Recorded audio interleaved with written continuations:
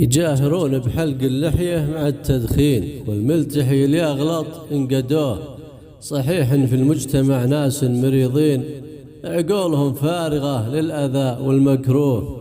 قال رسول الله صلى الله عليه وعلى آله وسلم: وهل يكب الناس في النار على وجوههم إلا حصائد ألسنتهم؟ شبه ما يتكلم به الإنسان بالزرع المحصود بالمنجل، وهو من بلاغة النبوة. فكما أن المنجل يقطع ولا يميز بين الرطب واليابس والجيد والرديء، فكذلك لسان بعض الناس يتكلم بكل أنواع الكلام حسنا وقبيحا.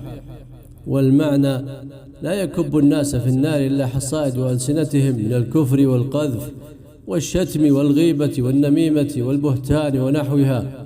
وهذا الحكم وارد على الأغلب، لأنك إذا نظرت لم تجد أحدا حفظ لسانه عن السوء إلا نادرا. قال صلى الله عليه وعلى آله وسلم: كل أمتي معافى إلا المجاهرين. وإن من المجاهرة أن يعمل الرجل بالليل عملا ثم يصبح وقد ستره الله عليه، فيقول: يا فلان، عملت البارحة كذا وكذا، وقد بات يستره ربه، ويصبح يكشف ستر الله عنه. وعن أبي هريرة رضي الله عنه: أتي النبي صلى الله عليه وعلى آله وسلم برجل قد شرب خمرا، فقال: اضربوه.